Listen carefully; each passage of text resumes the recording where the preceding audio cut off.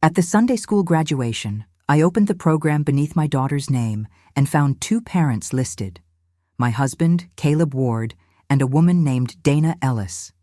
The choir kept singing. A blue ribbon slipped from a little boy's collar and settled near the aisle. My knees seemed to lose their agreement with the floor. Talia sat with the graduates in a white dress, staring ahead. She did not look surprised. Across the sanctuary, Caleb kept his pleasant minister's smile, but his eyes moved from my program to the side pew near the baptism area. He was not asking. He was measuring who already knew. Then a woman behind me closed her church fan and whispered, "It is time." I turned toward the sound. Before I could see her face, Reverend Monroe called the graduates to stand. The page trembled between my fingers. I had raised Talia for 9 years. I had signed school forms, braided her hair before youth Sundays, sat beside her through grief I was told had no living source, and loved her without keeping score. Yet the program had named a mother I had never known existed. And my husband's expression told me the mistake was not in the printing. I was 41 years old and had been married to Caleb for 10 years. We belonged to Greater Promise Baptist Church in Richmond, Virginia, where Caleb served as minister of Christian education and assistant to the senior pastor. I was not a first lady. I was one of the women who arrived early enough to unlock classrooms and stayed late enough to find the missing crayons beneath folding tables. Greater Promise had 14 Sunday school classes and an education wing built mostly through fish dinners, women's pledges, and labor that was rarely engraved anywhere. I taught the women's Bible class twice a month and coordinated the graduation service each summer. Talia was 5 when Caleb and I married. He told me her mother had died after a long illness when Talia was 3. He spoke of it only once, in the church garden after premarital counseling. "She does not remember much," he said. "I want her life to move forward." I did not ask for details. Grief has a door, and I believed kindness meant waiting to be invited through it. Talia called me Mama Renee before our first anniversary. Renee was my middle name, the one Caleb used when he wanted to sound tender. In time, she dropped Renee and kept Mama. I never asked her to, and that mattered to me. I believed love freely given had made me part of the truth of her life. What I did not understand was that love can be real, even when the story surrounding it has been arranged. A woman may belong deeply to a child and still be denied the facts that would have allowed her to love without deception. 5 weeks before graduation, I was sorting certificates in the primary classroom when Sister Janelle Price appeared at the door. Janelle served as church secretary and prepared the printed program.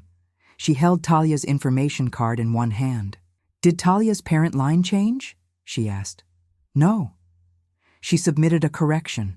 Janelle turned the card toward me, but a strip of yellow paper covered the handwritten name. "Why is that hidden?" "Because Minister Ward told me it was a private family matter. Caleb supervised her department, and church offices teach people to hear rank inside ordinary sentences." Still, Janelle remained in the doorway. "She is 15, she said, old enough to know what name she wrote." I asked whether Talia had changed my name. Janelle's face softened. "She did not remove you from her life." That was not an answer, but it was the first sign that the problem was larger than a line of type. Caleb entered carrying graduation folders. He saw the card and placed his hand over it. "I will handle this," he said. Then he turned to me. "Talia has been emotional about the ceremony. Do not let a form become a wound." He often used wisdom before facts. The words sounded caring, but they placed the burden of peace on the person asking the question. A useful truth for any woman is this: when someone warns you about your reaction before telling you what happened, he may be managing you rather than protecting you.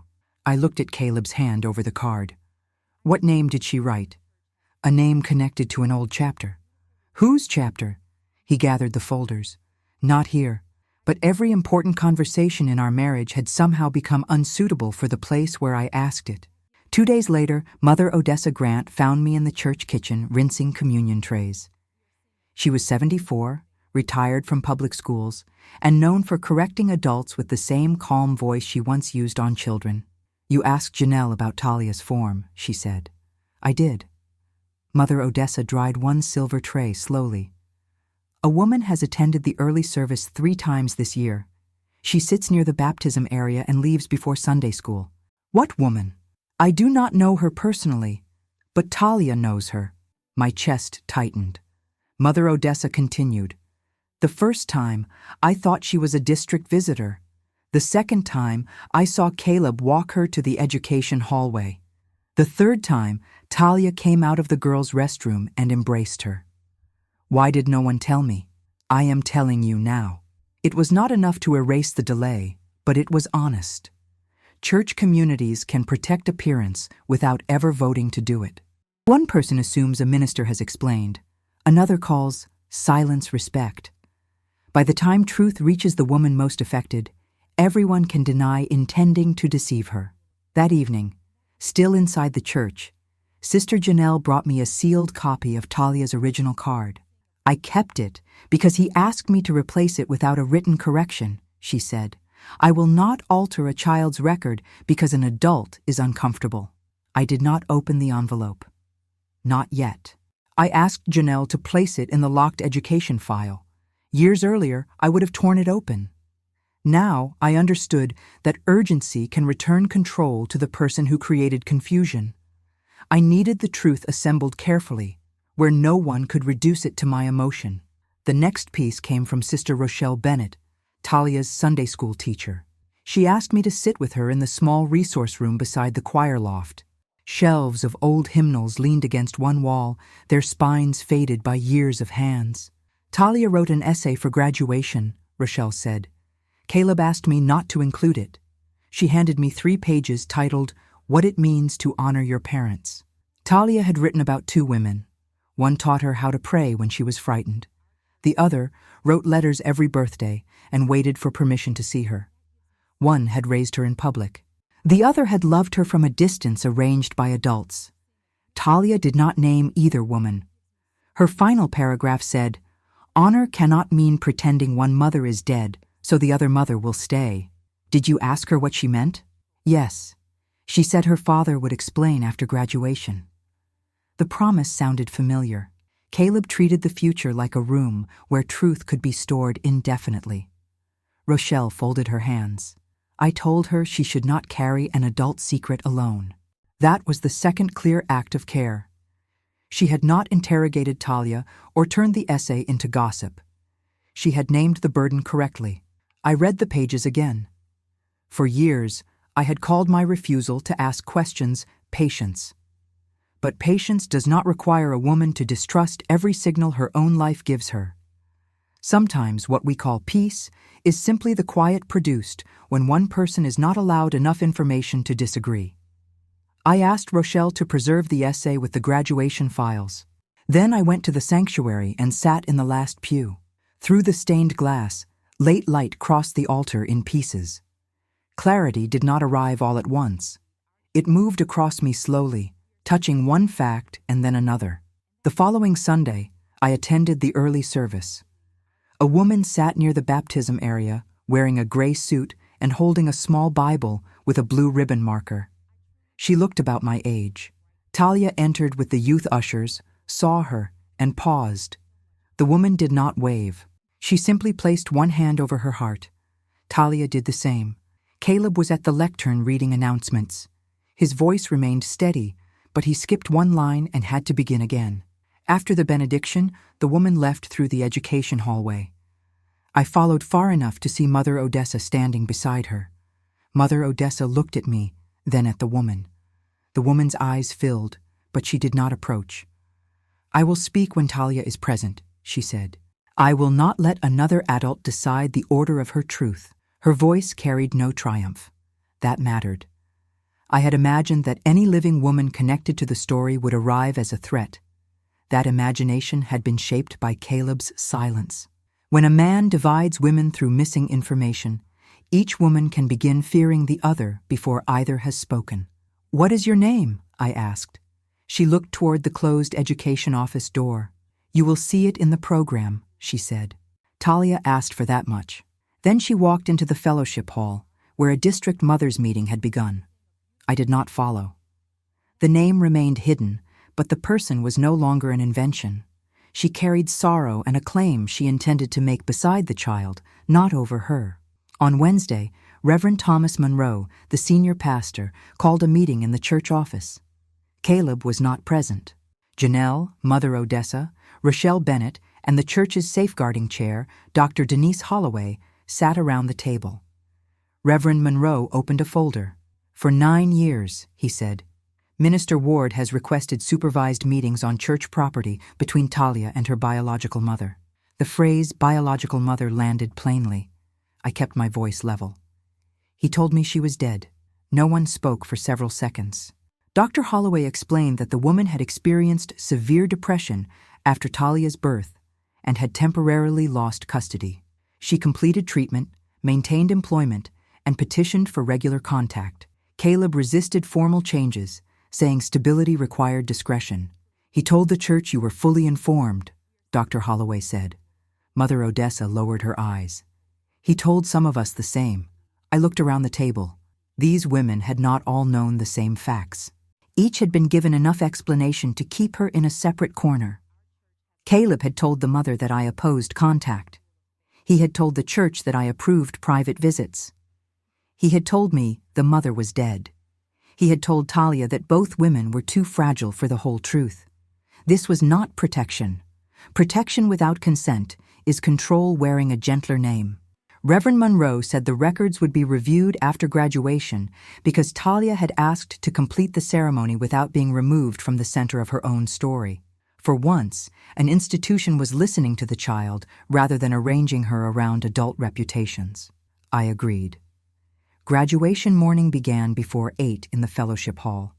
Women pinned ribbons, adjusted white dresses, lined up certificates, and reminded restless boys not to bend their programs into paper fans.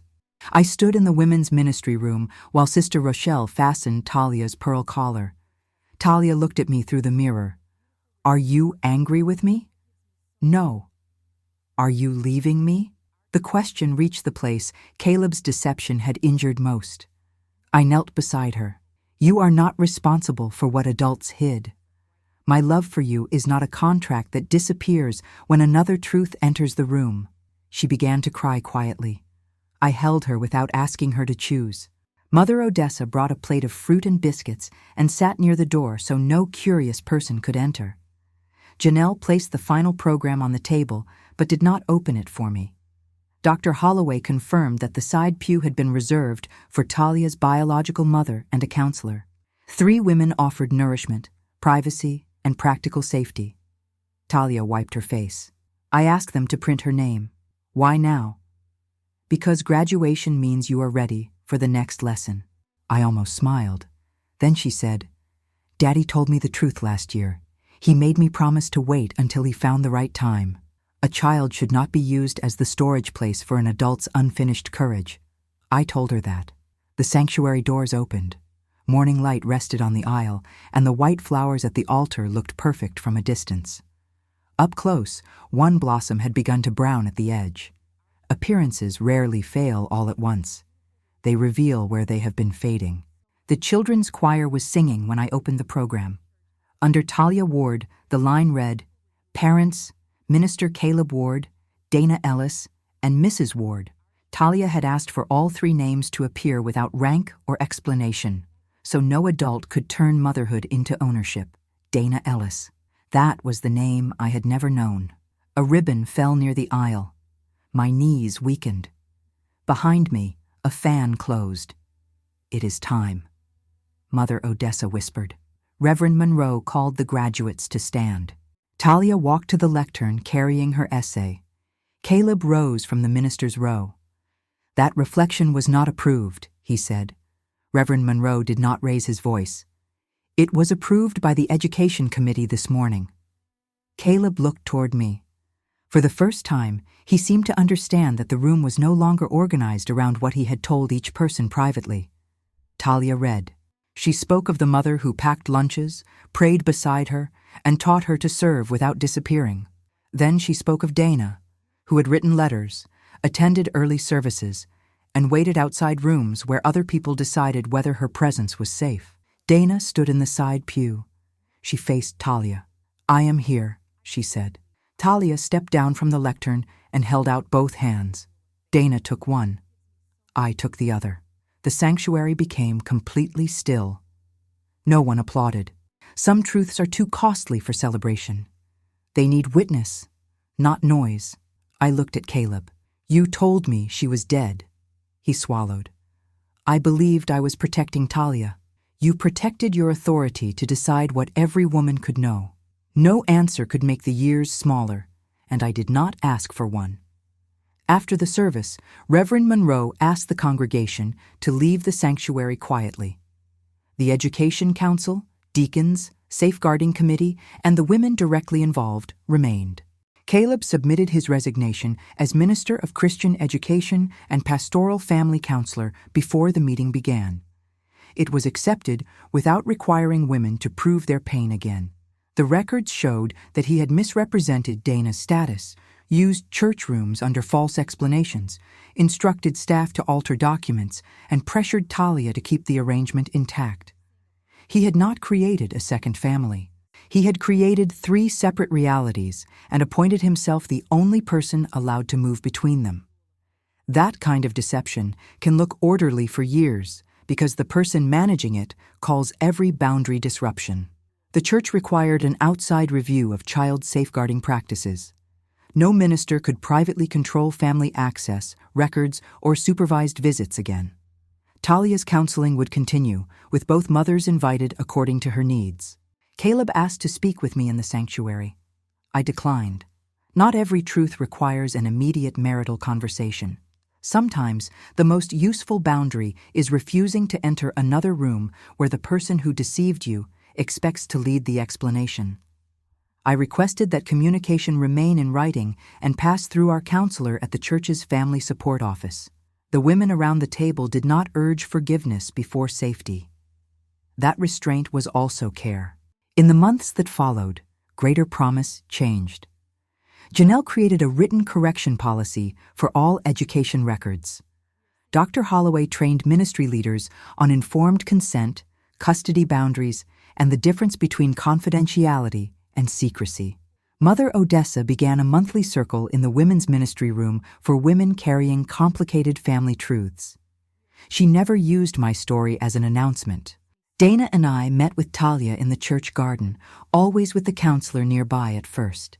Dana grieved the years she had been described as dead. I grieved the years I had mothered inside a story that denied me the right to understand what Talia was carrying. Talia grieved having to protect both of us from a lie neither of us had created. There was no instant sisterhood.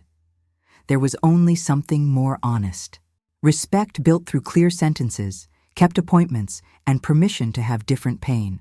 One afternoon, Dana handed me copies of every birthday letter she had written. "I need you to know I never asked her to call you anything less than mother," she said. "I need you to know I never asked her to forget you." The exchange did not erase the harm. It removed the false rivalry Caleb's deception had prepared for us. My deepest belief shift came slowly. I had believed motherhood meant being the woman who stayed, served, and asked for nothing that might unsettle the child. Now I understood that love without truth can teach a child to confuse devotion with disappearance. A mother does not protect a child by making herself smaller than the facts. She protects her by showing that love can hold complexity without demanding a lie. Caleb remained at Greater Promise without leadership. He entered counseling and began answering Talia without controlling her questions. I did not gloat. A title removed is not a soul restored. Consequence only created space where repentance could no longer be performed from a platform. Our marriage did not continue as it had.